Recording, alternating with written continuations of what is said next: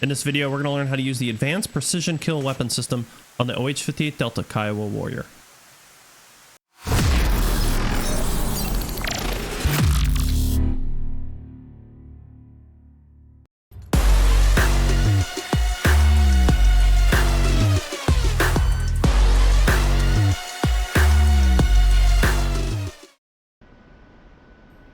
The footage used in this video is pre-release software and is intended for promotion and training purposes. Its visual and audio qualities may not represent the final product.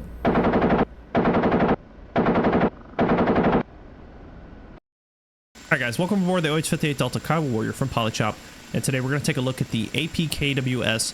I absolutely hate that there's not an easier way to say that, but the Advanced Precision Kill Weapon System, which is essentially a guidance pack that's attached to the rockets.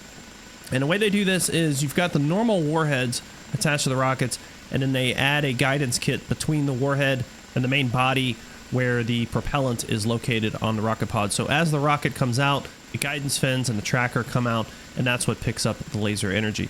So it is, in a sense, a micro Hellfire. Now, they're very expensive, and they are kind of rare, which is sort of my issue with DCS. Of course, you play however you want. I'm not kind of kink shaming you here, but what I'm saying is they weren't prevalent. Guys weren't rocking these, you know, pods of APKWS. You might have a few.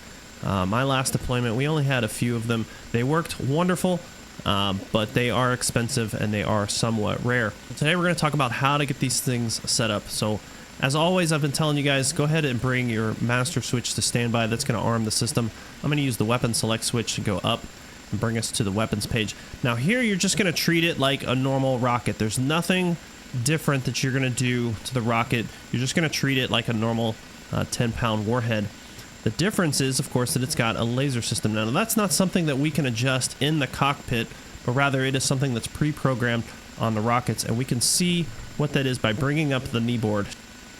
So Shift K should bring up your knee board, and we'll take a look at this knee board, which is a pretty neat packet because this is pretty much what our weight and balance form look like on the real OH-58 Delta. You can see it's got a lot of data here. Our configuration is rocket, the serial number of the aircraft, our flight plan we're going from, it's just a local flight, a lot of weight information. So if you really want to dig into this, this was essentially how we would figure out the weight and balance for the aircraft before flight. We had the basic aircraft weight, which every aircraft's a little bit different. Put in the pilot weight and the co-pilot weight, the launcher weight, the harness for the launcher weight, and that gave you your basic operating weight. Then you were going to add in your ammo. So in this case, we have 14 APKWS, which weighs 462 pounds. Then we put in the fuel, and so our max, or rather our gross weight for this flight is 5126, with our max gross weight being at 5200. Here we got our drag, and we don't need to worry too much about this, but it is kind of interesting to look at. We did have a baseline configuration, which was a rocket 50 cal. So you'll see these additions and subtractions based off of that. So we have a mass mounted sight, that's baseline. We've removed the 50 cal because that was baseline, but we've added a second pod. So just different things that kind of give you a total drag. Do you need to know that for DCS? No, we're going to skip over all that. Well, we want to look back up here at the top. It says APKWS code. And currently it's set for 1688, and underneath it tells us what we can do. Left Alt plus left Shift plus numbers 2, 3, and 4 to switch the code. So I'm going to hold left Alt and left Shift, and I'm going to change our code to 1665. So I'm going to skip over the 2 because the 2 represents that second digit. The 3 represents the third. So I'm just going to keep pressing that button until I get to what I want. So we said 1665. I'm going to press 4 and rotate up to 5. So our laser code is now 1665. This is pre-mission planning. All this stuff, we don't do this in the cockpit. So essentially what we're doing is we're setting this up. Now, a good question, I'll have to test it out as we do this video, is can we change this in flight? I don't know. That's a good question. All right, we're going to get rid of the knee board. And now we got to make sure that our laser codes are accurate. So we'll jump over to the left seat and we'll hit laser code. And we said 1665.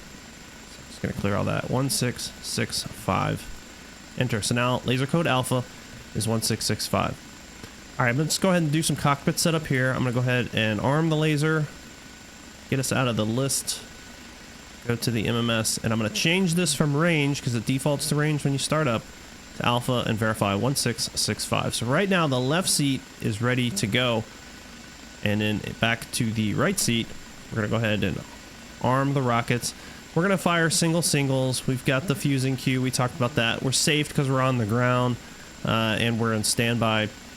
So what we're going to do is hover, and off to the distance, you can kind of see I've got some vehicles parked out there. I've got vehicles parked from 2 kilometers all the way out to about 7 kilometers for every kilometer after 2. And what we're going to do is fire a rocket at one of those sets and see what we need to do in the cockpit to get the range. Because remember, a rocket is a relatively flat trajectory weapon system. Now, the aircraft sits nose high, so your rockets are going to go upwards, but you're only going to get so much range without doing some sort of super elevation maneuver. So let's go ahead and just pick up, get oriented on the close targets, and we'll see what we can do.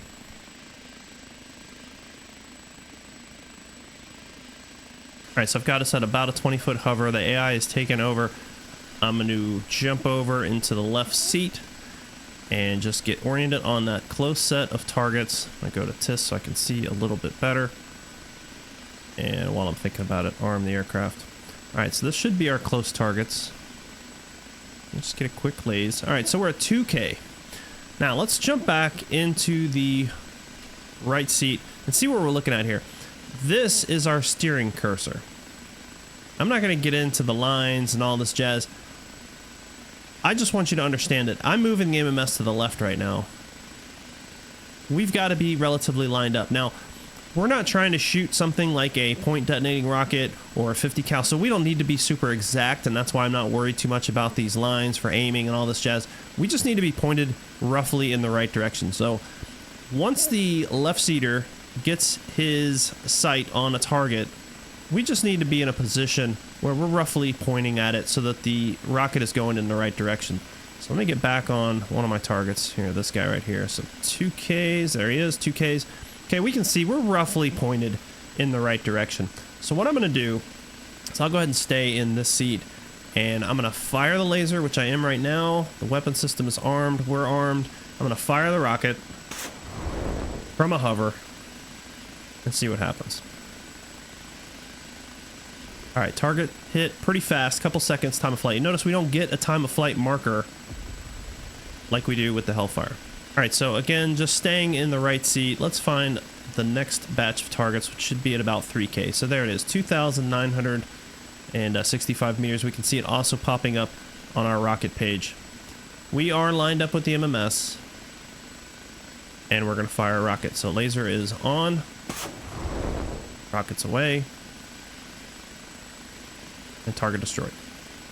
All right, so for these next ones, I'm going to stay in the left seat, and we'll talk about it from here. We'll look for my next set of targets there, 3,911, but it looks like we're just off a little bit. So I'm going to tell the AI to make some slight adjustments. And of course, I can use that turn towards MMS control, or I can just turn him manually, which is what I've done. All right, so we are lined up now. We've got a target that's at 4K, and we're firing a rocket. Laser is on. All right, that one fell short. So if we're shooting at a target that's 3,900, I would say that fell right about there. It's about 3,300 meters. Let's do one more just for good measure. We're still at a stable hover. We're lined up properly. We're lasing. Rocket away. All right, once again, fell short. So it's a little bit past this truck. He's at 3,000. So we're guessing about a little over 3K is where the rocket is just running out of steam. Now, again, we're at 20 feet hover. If we came up to 100 feet, would we get the range we need? You know, we can go into a ton of tests to try to figure out these best angles. The point is just to kind of show that at some point we're going to need to make some changes to the aircraft based on our altitude and based on the nose of the aircraft. So if we look over here at our standby attitude indicator, we can see that we're already sitting at about 4 or 5 degrees nose high. That's just the way that the aircraft sits. So what I'm going to try to do now is I'm going to try to super elevate the aircraft. So this is going to be a little tricky because I got to kind of fly and squirt the laser. So what I've done is actually map the laser to my collective. So what I'm going to do is point track this guy. I'm going to take control of the aircraft, laze, and just keep holding the laser button down. And then I'm going to bring the nose up a little bit and fire. And of course, as I bring the nose up, we're going to drift around, and I'm not going to hover nearly as stable as our co-pilot here is. So let me disengage the autopilot. You have the controls. I'm going to start lasing.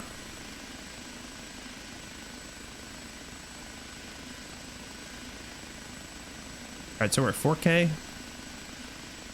going to start bringing that nose up. It was about 10 degrees nose high. Still holding that laser, while also trying to get control of the aircraft. Let's see what happens. Alright, and there we go. So just giving it that little bit of extra oomph is giving it the energy it needs to get to where it's going. Alright, so same trick. We are at roughly 5 kilometers. I'm going to pull that nose back to about 10 degrees or so.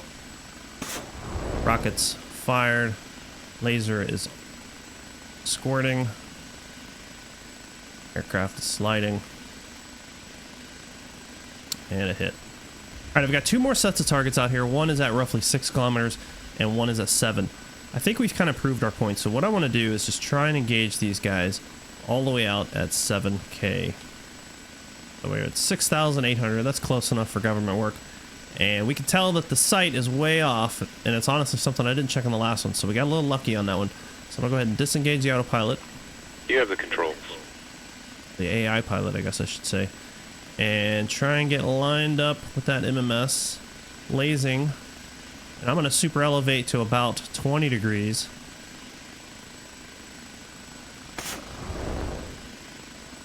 Try and get control. Continue to laze.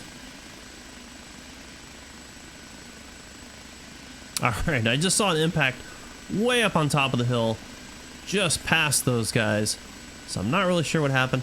Let's try not doing such a severe nose high. I'll try it again at 10 degrees, because we may have just tossed it too far. Alright, so once again, I'm lined up. I'm still lasing. 10 degrees. Rocket. Alright, impact. Alright, so I'm glad that we played around with that in the different angles to kind of show that we can go a little bit too extreme, but you can also see how much distance you can get out of that rocket. That landed at least another kilometer, if not 2, past that target, which is at roughly 7 kilometers. So you can get the range. The limiting factor really, in this case, is your laser. Now, in real life, the laser is going to attenuate over time, just like a flashlight. It's not going to be as strong at distance. However, could you make a shot further than 8 kilometers? And certainly if you had someone forward of you that was squirting the laser for you, let's say we had another guy that was up a couple kilometers ahead of us and he was firing the laser, we could definitely get the rockets out to that range if we super elevate. Alright, so like I said, I did want to check while we're in flight, while we're talking about, we're going to do this in real time. I'm going to go left alt, left shift, and I'm going to see if it lets us change those codes. It does not. So that code has to be set on the ground when you're getting things set up. Alright guys, as you can see, APKWS is super easy to use. The hardest part really, especially if you're doing it single pilot, is just getting that super elevation if you're trying to get something at range. I don't know of any way to make the AI do that. Maybe that's something that can be integrated with the AI pilot as time goes by. I'm not really sure how you would manage that. But as you can see, you can really reach out and touch someone. And this was all shot in one go. There's no erroneous rockets or any weirdness that happened. This was literally, I've recorded this straight through. So I'm happy about that because that's less editing. And I'm also happy because it means the system is working the way that it should be. Thanks again to Polychop for creating the Kiowa Warrior module for DCS. It has been absolutely fantastic to get back in here. I didn't think I would feel as nostalgic as I have flying it, but this has been a lot of fun. And being able to put it in situations that in real life I didn't get to, or I really didn't want to.